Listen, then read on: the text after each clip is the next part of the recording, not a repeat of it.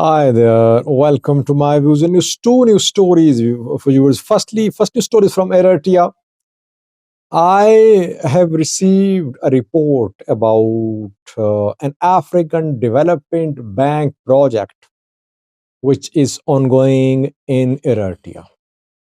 This project mentions the political environment, the situation of political environment, political stability in Eritrea. I want to share this project's assessment and report with you, which for me is a total lie, false report. But I would like Eritrean viewers to enlighten me. Is this report correct or not? Second news story is from the Oromia region of Ethiopia, where Oromo Liberation Army has issued a statement about allegations that its forces, its fighters killed 4 priests in an area in Oromia. And secondly, OLA has released a video of some POWs, prisoners, who are Amharas. At least one of them is Amharas. How is OLA treating them? This video has been released to prove that OLA follows international conventions and it respects POWs, it treats them well. I have this clip for you. Firstly, viewers, Eritrea. African Development Bank is working on several projects in Eritrea. If you remember, a few weeks ago, Akinwumi Adesina, African Development Bank president, visited Eritrea.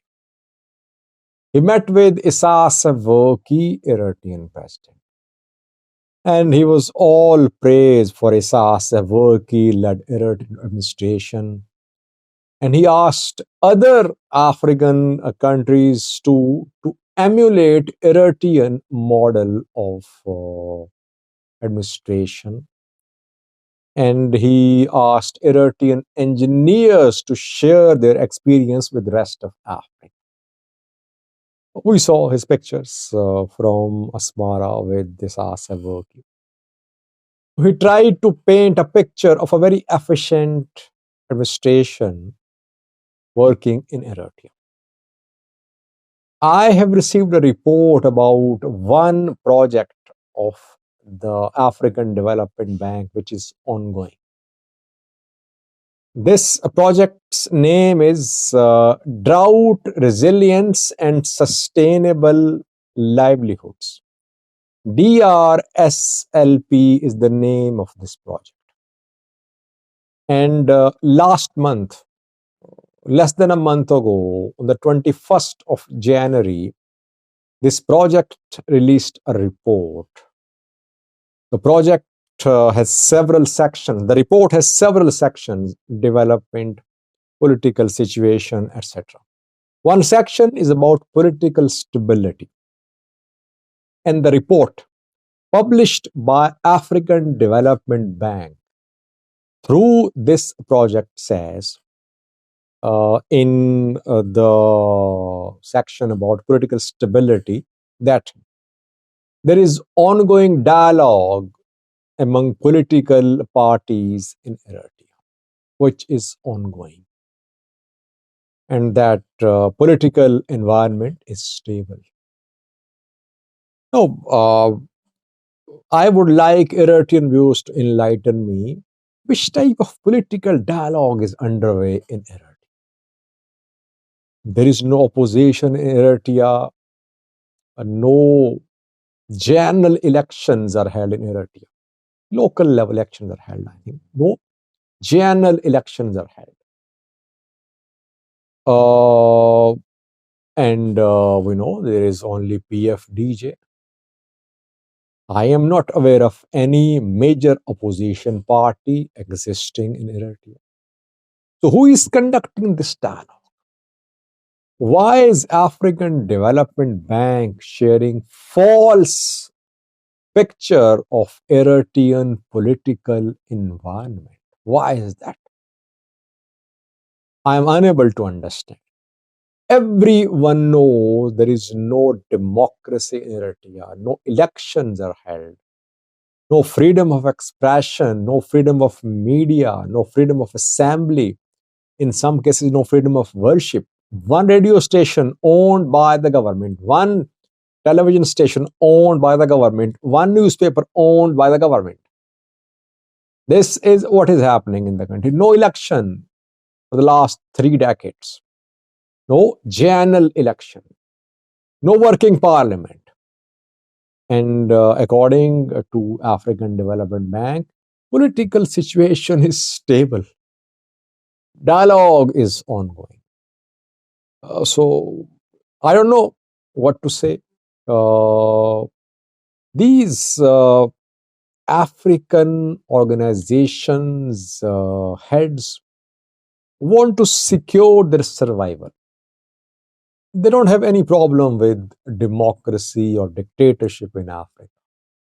IGAD, African Union, ECOWAS, etc., these regional and continental level bodies are not concerned with respect for fundamental rights of Africans. Their chairman, their presidents want to secure that they remain uh, appointed to their positions. And that is why they try to appease member countries' leaders. That is how they survive. That is what IGAD leaders do, IGAD head does. That is what African Union leaders do. That is what ECOWAS does. I think ECOWAS has lifted sanctions imposed on Niger and other countries where military coups happened, but now sanctions have been lifted.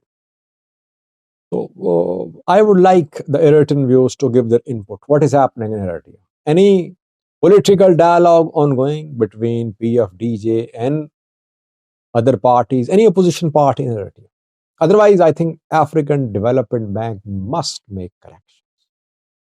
Secondly, viewers, Oromo Liberation Army has denied any hand in the killing of 4 Orthodox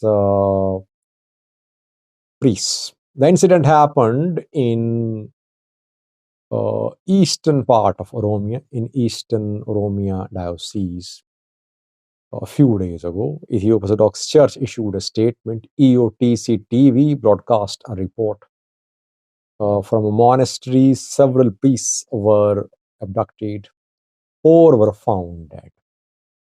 It was said that the Oromo Liberation Army, according to locals, conducted this attack on the monastery, and that OLA was against the flag which was hoisted at the monastery, and OLA had warned monastery priests that they should not be armed. OLA warned them against using the flag and warned them against being armed, and later OLA allegedly abducted 4 priests and they were found dead. Now, Oromo Liberation Army has issued a statement saying it is ready for investigation. The investigation should be conducted. It has no hand in the killing of 4 priests in Oromia. Who will conduct the investigation, by the way? Oromia regional government. A few days ago, Reuters published a report saying that Oromia regional president and others are ordering extrajudicial killings in Oromia. They are blaming OLA for killings, for murders. Who will conduct the investigation? But OLA is distancing itself, saying it has no role in the death of 4 priests. Secondly, Oromo Liberation Army has published a video showing how it is treating POWs, prisoners of war.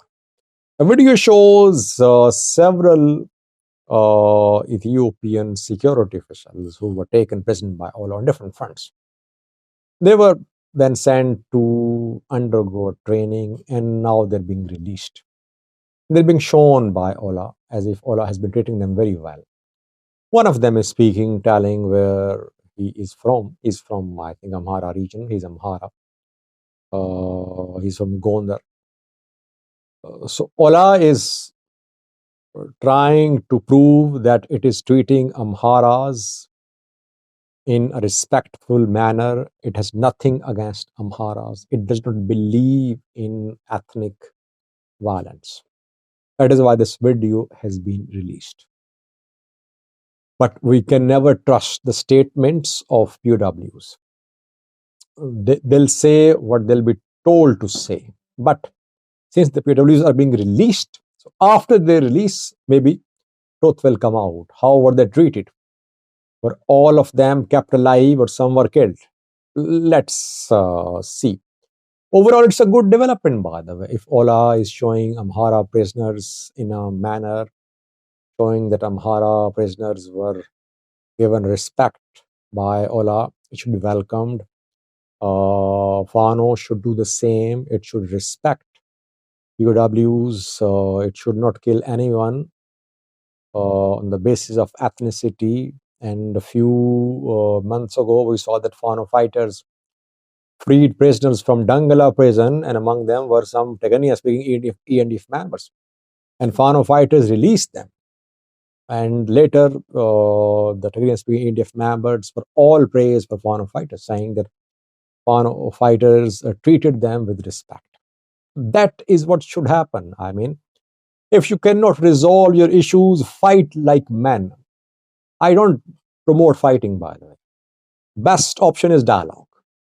But if you have no capability to talk, at least don't kill innocent people just because they are from Amhara ethnic group or Oromo ethnic group or Tigray ethnic group. Thank you for watching. Watch the video released by OLA showing POWs being released by the Oromo Liberation Army. Thank you for watching.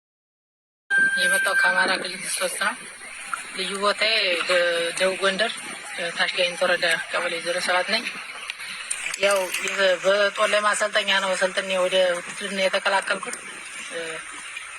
ወደ ውትድርና ከተቀላቀልኩኝ አመት ምናምን ነኝ ሆኖኛል። እዛ ከተቀላቀልኩ ይስቀላቀልም ወደ 6ኛ እዝ 85ኛ ክፍለ ጦር ሬጂመንት አንድ ነው። ወደ ስራ የተቀላቀልኩት ስራ ከጀመር ወደ ኦሮሚያ ክልል መጣሁ። ኦሮሚያ ክልል መጥቼ ሆሮ ጉድሩ በምትባል ቦታ ውጊያ ቦታ የጠላት እንቅስቃሴ አለ ተብሎ ለተመተናል ማለት ነው።